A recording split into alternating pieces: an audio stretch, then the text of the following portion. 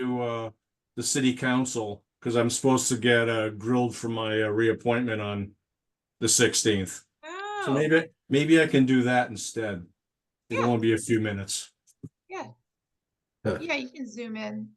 They can put you on the hot seat. Okay. All right, we have a quorum at least. Yeah, we do. Yeah, let's do it. We're not technically allowed to start yet, I think.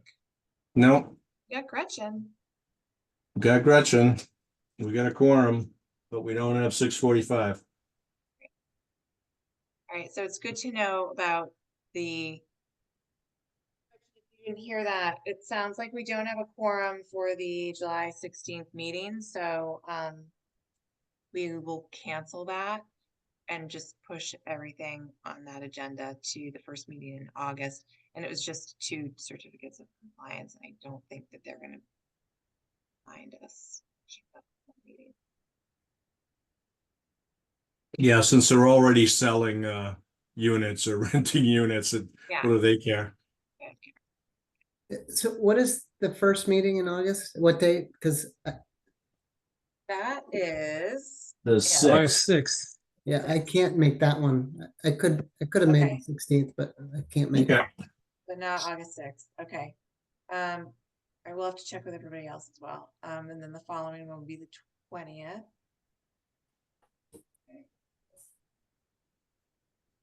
Actually, I might be able to do the 6th. I'm traveling, so but it's kind of iffy actually. Okay. Well, Well, all it is it's only 2 certificates of compliance so far. yeah, but you never know what could come in between now and the deadline. Oh yeah, for no, that I meeting. know. Julia, I drove by out in Evergreen Commons today, Yep. and that pond has still not gone down much. Really? The 2 bridges are kind of out of the water, but the island in between is still underwater, and parts of the trail are still underwater, Wow. which I find hard to believe that why it hasn't gone down. Yeah. Me too, because it's all sand under there, isn't it? Yeah, and we Oh. haven't had a ton of rain in the past few weeks. No. That's really interesting that it would sit for that long. Yeah. I can see why the neighbors would be kind of. You think Steve Sawyer would be interested in going out there and looking at it since he designed it? Yeah. Just to figure out for his own curiosity. I mean, the only thing that can happen is that it has to infiltrate. So Yeah, it's just so odd. Apparently, the rest of the water table is pretty high for whatever reason, and especially considering that the city's pumping right near there. I wonder if we're not pumping that well. Oh, well, that would certainly be an answer. Yeah, I'll ask about that. Yeah, that's really interesting that it would take that long. And maybe Steve would say, oh, well, based on my calculations of infiltration in these soils, it would still be that way. But, and maybe it takes just that long for the water table to go down. I don't know. It is a bowl. Mm-hmm. Where is this that you're talking about? Is that the old golf course? Yeah. Yeah. It's isolated land subject to flooding. So there's no outlet there. It's just a giant bowl basin that captures water and floods. And we knew that it was going to do that. And they came in with the development, and it's sitting on an aquifer that feeds our water, one of our water supply wells that's untreated because the water within there is so clean. So that's why we were very particular about this development and what they can and can't do within this area, because everything just infiltrates and gets into that well. So anyway, we expected it to flood to a certain level during permitting. They sort of delineated the 100-year flood in the isolated land subject to flooding, but this spring pushed it beyond what the maximum extent that we expected to see of flooding, and it still hasn't, like Steve's saying, it still hasn't dissipated that much. So it's kind of curious. We're talking Mm. about the golf course? Yeah, No. you have a friend who lives out there, right? Yeah, right across from the wetlands. And The I the think lake that, now. Yeah, the Forever Lake.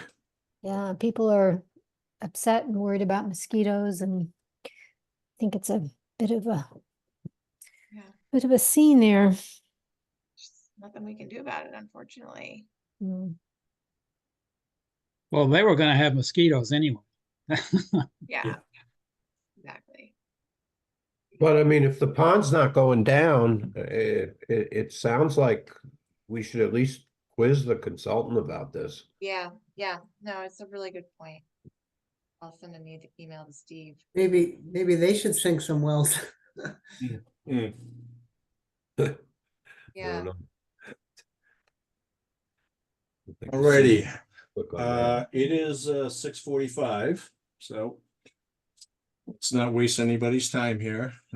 There's nobody attending. You're recording, right? Yeah. yes. All right, well, let's bring this meeting to order. This is the July 2nd, 2024 Newburyport Conservation Commission meeting taking place on the Zoom platform, and this meeting's being recorded.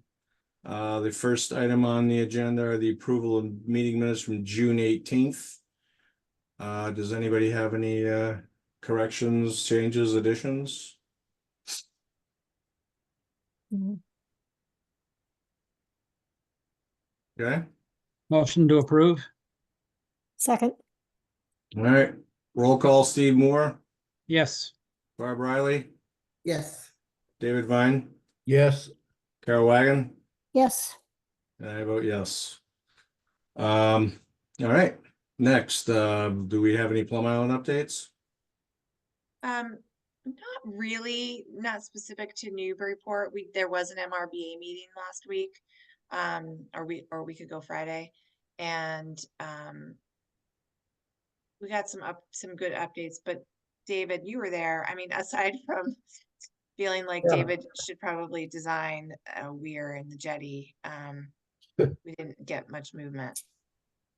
yeah, it seems like the way this is kind of positioned itself, the Corps is saying you should do the where, and everybody else is wondering if that gyre is ever going to stop without impacting the spur. And it seems like it's a big stalemate where they get so far and nobody's quite ready to accept one or the other or both or whatever. So I didn't see a whole lot get done myself. Who has ultimate jurisdiction to make the decision? Well, it's a study to see what the next step is. So it's the city in this case, and the city is trying to do make a recommendation that would best keep this thing moving more so than Yeah. anything. Because it's Army Corps is doing the study, and they have to determine how to fix the jetty, or whether or not to fix the jetty, and whether or not the fix that they design is what that's going to do. Should it be a weir? And a lot of people are saying it shouldn't be a weir. It should be changes to the spur. And David's point at the meeting was, well, there's only one way to know, and that's to try something. Well, what I really wanted was adjustable wear, which is more like a gate, and Mhm. it's not that big a deal, even though it's in the ocean environment. I mean, but it's it's not like putting a man on the moon or anything, and nobody really wanted to talk about that idea. Well, Army Corps actually wasn't at that meeting, so I'd like to hear what they think about something like that. My guess is that they don't want anything to do with it either, because it's just more work for them, and it's not really just a one and done kind of an answer, which is I think what they're after. But in any case, the study is still ongoing. They don't have a final answer yet in terms of what they want to do to make the fix. We expected to get that this spring, but we don't quite have that yet. They need to collect a little bit more data over the summer within the river itself. And so maybe in the fall we'll get a little bit more preservation. So for right now, it's just sort of a lot of talk without. Is this supposed to also allegedly help Salisbury, or is it just for Newburyport? This weir that they're talking about would really just help Newburyport break up this gyre, or it would contribute sand, they're not sure which, or both, to Reservation Terrace. But simultaneously, Salisbury and Newburyport are asking Army Corps of Engineers to do what they call a 111, section 111 study, which is a separate study that they would do for both communities to determine whether or not there's anything even beyond fixing the existing structure that would solve the problem. Did you Yeah. see Bill Sargent's letter in the paper about all of this? Where he said, he says the gyre and the spur are just kind of a smokescreen. It's the weir that you need to do. But that's what he's been saying for years. Right, Yeah. and well, it's what was there before. There was, Right. there was a weir that sand got over and got into the river and got sucked back in around Reservation Terrace, and it's don't know exactly how the spur's gonna mess with anything, but at least the water coming over the weir is gonna mess up waves coming straight down the between the two jetties. Yeah. So I think he's it's- right. I think it is the weir. I agree with him, maybe not entirely on the what it will do, because there's still a question of whether or not the weir will allow current through, and the current will break up the gyre, and that's a big solve. That's a big solution to the problem, and then also allow sand through. That's what the DCR sediment transport study said a weir would do, which would be fantastic. Army Corps' separate study that they just are doing right now says that a weir would allow sand through, and the sand would be helpful in replenishing and balancing things out. But it said that it would not actually, in and of itself, break up the gyre. So you'd still have the gyre, and you'd be adding sand. So they have these two models that that DCR and Army Corps are using are showing slightly different things. So that's what this summer they're collecting more data within the river on currents and stuff to try and figure out which it is. Yeah, So- and the other part of this is even if you did put a weir in and it kind of stabilized that area, when there was that breach in the jetty, say 2010, 2009, that was when the center beach in Newbury was having all that erosion. I mean, it really changed everything when they put the jetty back. So I don't know if it's as simple as just cutting a hole and thinking everything's going to be fine. Right. Well, if they cut too big a hole, you're gonna have the erosion back there where there was an issue. So you gotta size it right. which I'm sure that's what they're concerned about. Yeah. Was the spur added when they redid the jetty in 2014? No, the spur has been there since I don't know when since forever. So they originally put it in, I don't want to say like the 50s or 70s, David, to protect the old Coast Guard station. And so it is an Army Corps structure, but what they have determined is that it's actually not the spur in and of itself also does not Well, it's kind of obviously not, because the spur was still, I asked because the spur was there. right. And Yeah, but I think it was this- covered by sand that's been eroded. Exactly. Right. So So- it was there and getting covered after the blizzard of 78. And so we don't care about the spur that was there. So put a hole in the jetty. And it's still there, and it hasn't stopped any erosion. So Right. so and Okay. short of extending the spur or creating a longer wall, that's a whole different project. We'll not do that as part of this anyway. So it's very it's actually super interesting once you get into all these details. But So next time there's an MRBA meeting, whoever's interested should come because it is pretty fascinating. Hopefully Army Corps will be there at the next meeting with some more information. Okay. All right, then, let's get on to the official business here. Certificates of compliance, etc. Gary Litchfield, CNL Homes, LLC 3, where are we here? 3H Street? 3H Street. Oops, I put H Street first, so I'm gonna skip down here to H Street. Okay, so this is their request for certificate of compliance. They're not here tonight. I told them I would represent this. They applied for these. Now, when I say they, it's because Gary Litchfield developed these two homes on two neighboring sites out on Plum Island at the end of Old Point Road, one on G Street and one on H Street. And they were vacant lots, and he built homes elevated up on pilings. And and they're very similar. You almost can't even tell them apart. They look very similar. The sites were very similar. They're both heavily vegetated sites when they were developed.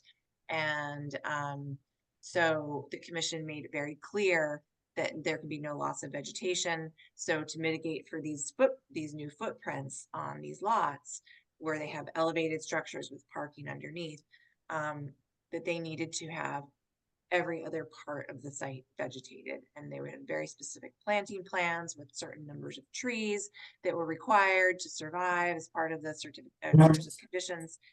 And then in, yeah, any questions? No. So, these were both permitted like 2016, 2017.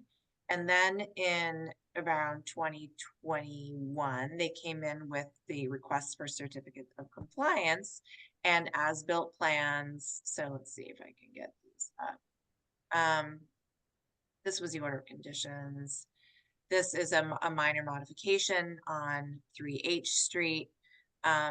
They did some small things like the decks were constructed slightly larger, plans were adjusted to provide additional plantings to offset the larger deck. This included plantings underneath the deck. So they were required to then plant underneath the deck to make up for the fact that they made the deck larger, etc. All this kind of thing happened.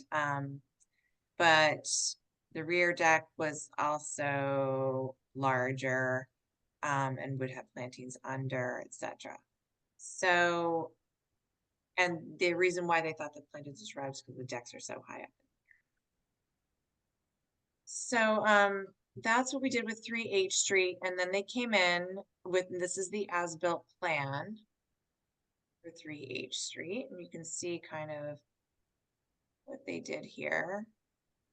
They've got, here's Old Point Road, it's on the corner, there's a deck in the front, there's a deck in the back.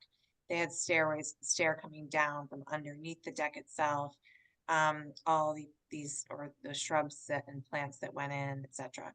But what happened was when they applied for the certificate of compliance and they submitted these as-built plans, we went out and looked at the site and the plantings were they just hadn't survived. And we were very, very specific about how much area needed to be planted. And it was not sufficient. So, and that was true for both H Street and G Street.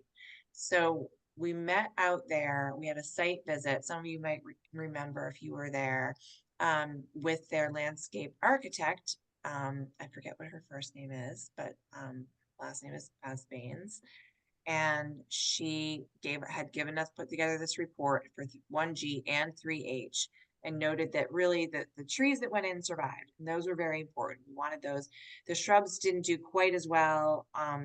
They did, you know, a lot of them survived, but a lot of the American beach grass did not survive. So we asked her to go, we said, well, this isn't okay. We asked her to go back to the drawing board and see this is what it looked like back then. This is G Street. See all this bare area. The trees are looking good though. And then in the front, that's G. And then this was H, was doing like a little bit better. But we wanted more. We weren't really satisfied. So they went back to the drawing board, and for H Street, she put together a supplemental planting plan, basically saying that they felt like they needed to try different species. for drought reasons and for other reasons, they didn't think that the beach grass did well. But regardless, they wanted to put in some different species and see if they would do better, and that's what they did. And the commission agreed to that. And these were some of the areas where they were going to put in the new plantings. And now today, it looks like this, which is much better. So it actually has done quite well on H Street.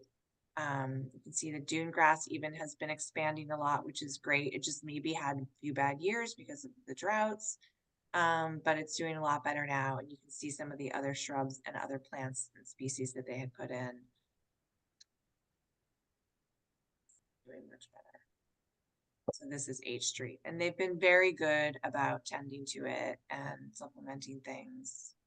And keeping out of it. And they put this fence under here to delineate the area where the should be planted, where we said we want plantings underneath the deck. So you can see that's why that split rail fence is there. So H Street, I think actually looks good.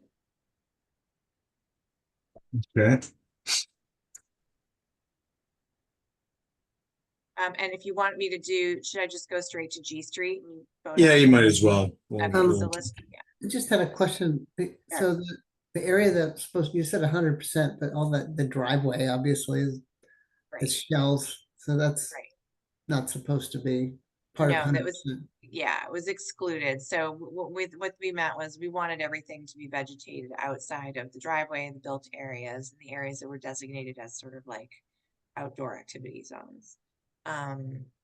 But we did ask them to vegetate underneath a portion of the deck because they built the deck bigger than they were supposed to.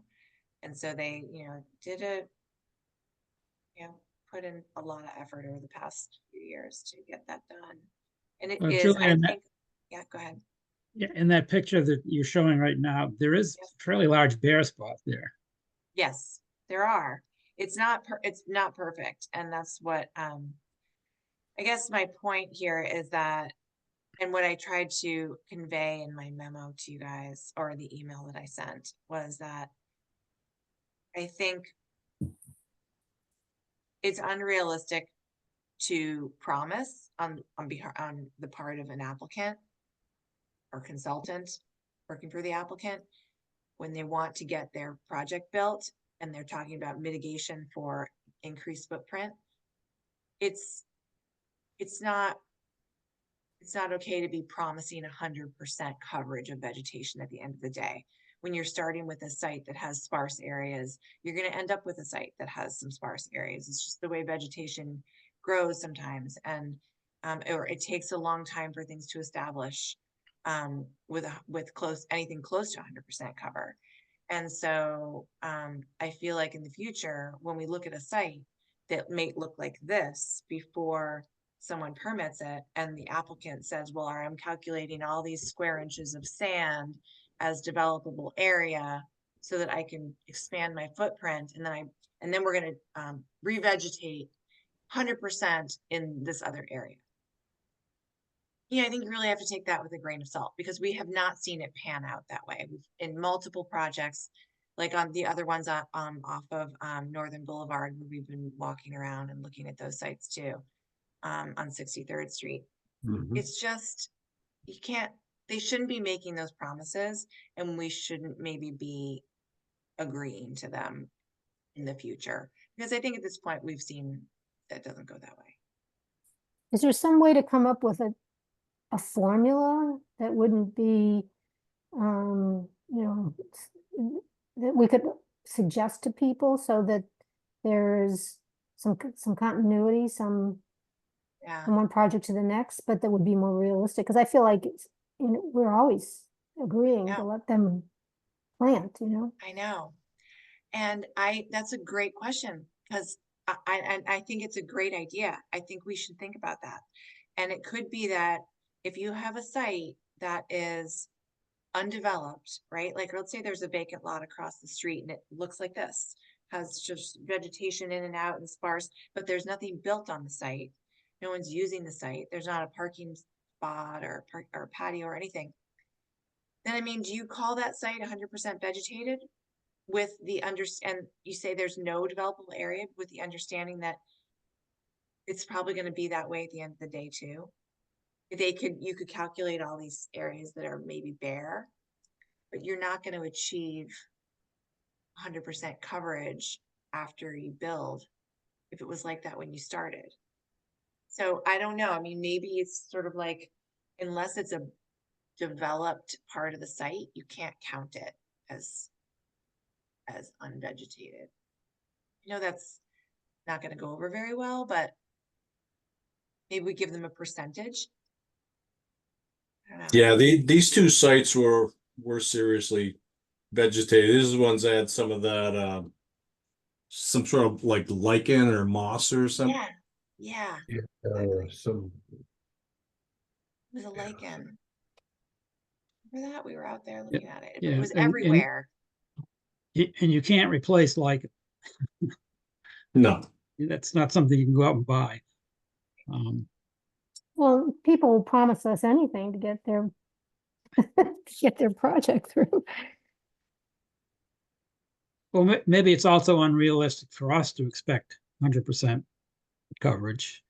And in order to get the coverage that we want, I don't know, it's supposed to be 2 to 1, you know, for, Maybe we should Yeah. require that. Maybe that's how we have to do it. That's maybe a good rule of thumb. What do you mean 2 to 1? well, if they're taking up, let's say 500 square feet, they have to mitigate 1,000. With the understanding that maybe 500 of it won't survive. Yeah. Yeah, and these did go through a beating too, because there were two pretty serious droughts in the past 5 years that killed a lot of stuff. At least you can see here in this picture there are little growths of beach grass there. Yeah. It's popping think- up here and there. So I think there might also have been an explosion of the rabbit population out there, which didn't help matters any. yeah, probably not. A lot of things happened. I think one of the important things to keep in mind is that preventing people from using unvegetated areas will typically will lead to vegetation. I mean, very rarely will you see areas that aren't impacted by foot traffic and automobiles, parking, and things like that. Usually it will cover eventually. I mean, nature has a way of getting in there and finding species that will survive at some point. So part of the issue might be that we're really restricting this to a 2 growing seasons time frame, and in some cases it might just take longer than that. It's kind of hard to say, well, because some areas are going to take longer to revegetate, that the applicant has to have a 2-for-1.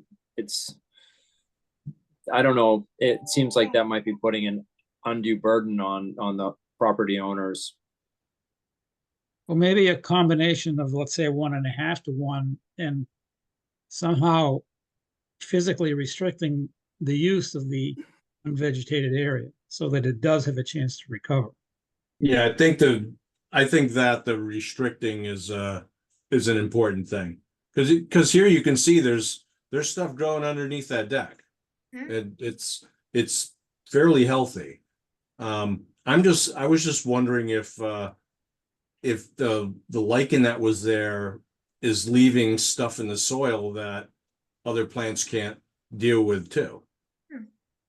Maybe.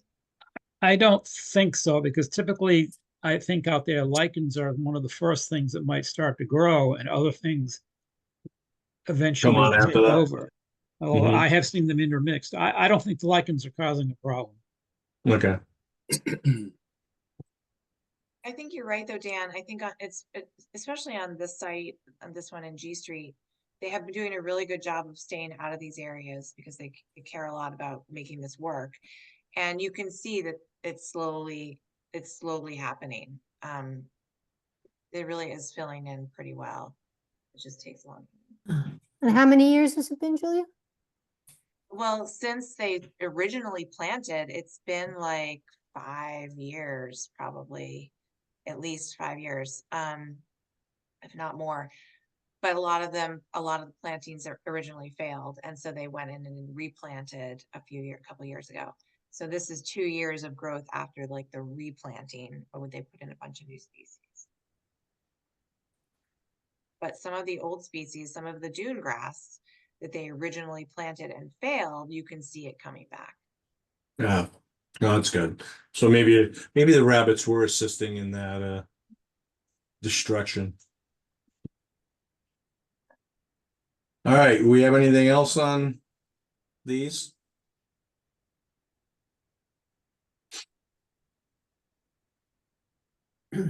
Well, I'll at least take a motion for what is it, 3H Street? Yeah, motion to issue the certificate of compliance for 3H Street. I'll second that. Okay, roll call, Barb Riley, Yes, David Vine, Yes, Steve Moore, Yes, Carol Wagon, Yes. Dan Warshall, Yes, and I'll vote yes. All right, is it pretty much the same for G Street? It is pretty much the same for G Street. This is their as-built plan. We also did a at least one minor modification for G Street. Let's see. This is their request. This is their order of conditions. This is their minor modification. They also constructed their deck slightly larger. And so they had to do a planted area under the deck as well. Like these are like identical projects in so many ways. And this is the G Street as-built plan, which looks almost a lot like the H Street as-built plan. And then you have their engineering letter, or that the structure was actually built according to the approved plans and modifications. This was again the BASBAN's report. And then you have this is the G Street supplemental planting plan that was approved, or that we talked about in the field and got sent around. And then now this is the G Street photos today. So it's not quite as filling in quite as well with the dune grass, but they did plant a bunch of these shrubs and other species, which seem to be pretty healthy and doing pretty well. Let's see if I can find some more ones for some more photos. And the shrubs in the front are really happy. This area underneath the deck, it's kind of hard to see, but similar to H Street, they were required to plant a little bit underneath their deck, which they did, and there are plantings under there, and they are, they're not like Looks filling like in they're fast, but they are. Yep. plantings in containers. These are just, yeah, these are container plantings, but that wasn't something that we required. They just put those there. They put in some plantings under here, which you can kind of see.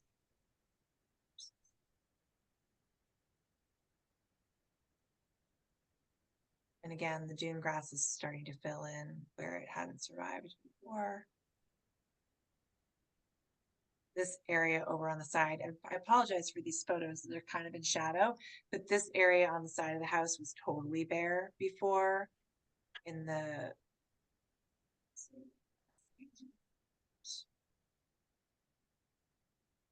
G Street, there was nothing under that deck in front, or Oh. even in front of that. And then the side of the house, there's nothing. So it's much better. Again, it's not perfect, but it is really much better than it was. Are we learning something that the shrubs are do a lot better in situations like this than the grass, or it takes the grass longer? I mean, is it something where we should be asking for more shrubs? Maybe. Not sure why. It's maybe back dune versus freckle dune. Well, it seems like there's also a question about, are we using the right time period for people to report back? Because I'm not sure if it's always 2 years. Yeah. Yeah, it's Is it- always 2 years for us. Is that based on, I should know this, so but I'll ask anyway. Is that based on an actual regulation or is that just practice? Much practice, because I think after 2 growing seasons, if you put something in the ground and it hasn't survived, then you need to replace it. Like if it's dead. If it's still there and surviving, yes, it might not have covered as much area, but it will probably do well and continue to grow. If it's not, then it probably should get replaced. And also, I think we don't want to, push too far out into the future for applicants who might sell the house, or the order of conditions is only a 3-year permit, and we don't want everything to lapse. So while they still might be needing to do work on the site, that kind of thing. Yeah, I think in general, 2 years is fine. Unless you run into a couple of droughts like we have, so.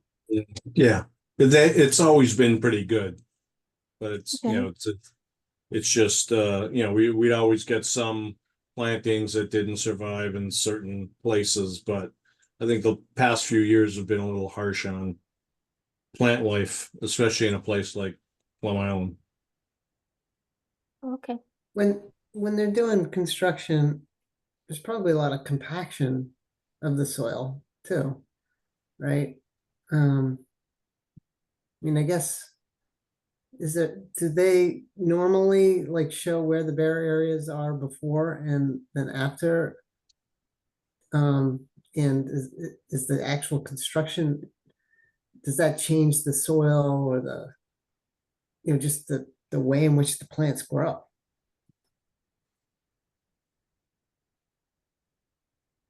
Yeah, I don't know how it compacts in comparison to regular organic soil. Probably not as much because it's, Probably not as much. yeah, We don't let them bring in loam and mulches and Right. other soil amendments. They can fertilize and they can water, but if they bring in any additional substrate, it needs to be sand. So that makes it different than other constructions, I guess. Mm. Okay. Anything else on 1G Street?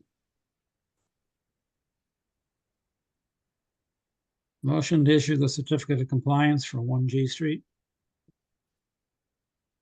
Second. All right, Dan Warshaw, Yes.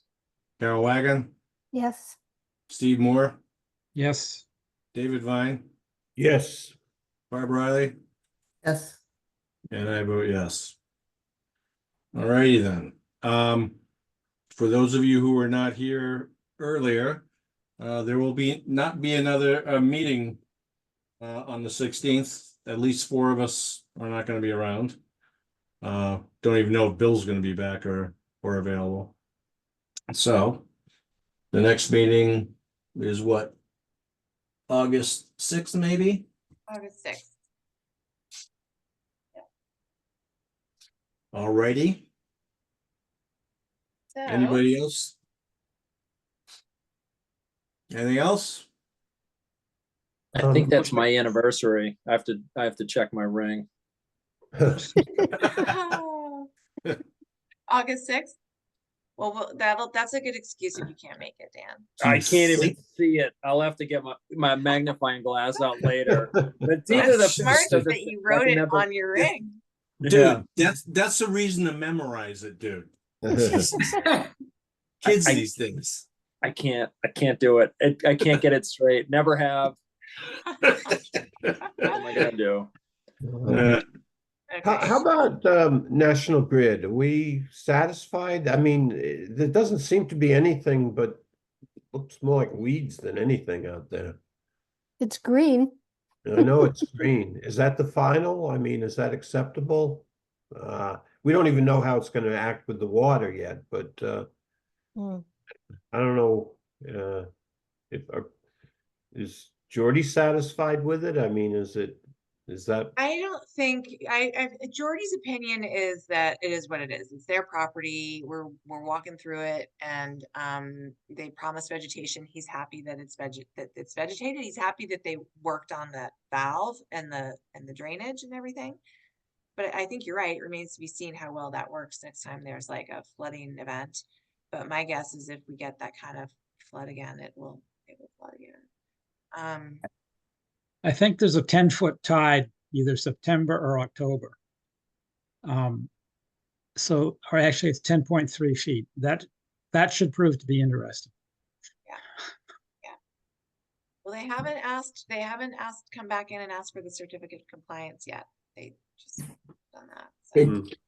One thing that would be very nice is if they went in there and killed that vine that's all over that, I that keep tree. looking at all the time, that would be very good. What is the Yeah. vine? Is it that black something wart? I don't know what it is, but it's already sticking out above the tree. And that, you know, you want to keep that tree alive, but there's a vine that's probably going to kill it in fairly short order. So it would be lovely if they would just clip it off at the bottom. I think it would be faster and easier if one of us went out with some clippers. Well, yeah, there's that part too. But it would make a big difference, because I mean, if that was my tree, I certainly wouldn't leave that like that. Yeah, no, that would be, especially doing all that effort to save the thing and then just leaving that. It would be lovely if that was taken care of. Okay, I'll take a picture of it and send it to them. And the new beer garden, which started out as a notice of intent, and then it was dropped, and then they must have solved the ownership problem. I guess what I'm leading up to is the city is aware of this, the health department and all of that is okay with it. Is that true? As far as I know, I was actually, I was shocked when I heard it was open too, because I was still sort of waiting for them to tell us about the ownership, and they must have had their lawyers figure it out and got it all approved, and just never bothered to let us know. You talking about the beer garden at Oldies? Yeah. Yeah, I was so surprised to read about that in the paper. I thought they'd be back for some reason. Well, they right now did do, if you remember, they submitted an RDA to do a bunch of stuff out there that actually they didn't end up doing. They were going to put a structure that was going to be like this sort of, they were going to have a bathroom, a hand washing station. They were going to have some more permanent sort of things out there. And now they just have the picnic tables. So maybe that's why. Probably, yeah. It's also isn't it the same folks who did Captain Joe's without a permit? Yeah. Okay. I just wanted to make sure. Yeah, this is different. The city's all on board with this one. Yeah. So the person that does the checks on the zoning and all that, you know, the overall, I'm having trouble thinking of her name right now. Jennifer Blanchet. Yeah. She's gone through it. Yes. Yeah. Okay, that's all. I really It's good to I'm check. looking to I say. checked too, because I was like, oh, there it is. Yeah. Okay. Well, we can always meet there one time and make sure that it's compliant too. Good. So. It's actually Yeah. fantastic. Yeah. There's an idea. We could have a Good. meeting there. Yeah, so all the public could come too. Yeah. So- Yeah, it'll be our new place. But All right. the other thing is, before we go, the Central Waterfront Park, Market Landing Park, obviously looks phenomenal. I think they did an amazing job. And that's one of our projects that we permitted. So they want to come in and do a certificate of compliance for that. They want to give us like a walkthrough of everything, which I thought would be kind of nice to do, but probably not until the fall. They're still going through their punch list of just finishing up little bits and pieces out there. So I'll let you guys know. Hopefully we can find a nice time, maybe in September, to have them walk us through. Sounds good. All righty. See you guys in August. Happy 4th. Yep. Same to you. Need a motion to adjourn? We just got one. Second, All right. David Vine, Yes. Barbara Riley. Yes. I like how your name is spelt right now. Steve Moore, yes. Carol Wagon, Yes. Dan Warshall, Yes. and I vote yes. All right, See everybody, have you fun. in Nice August. holiday. Yes, you too. Good night. Good night. Everybody.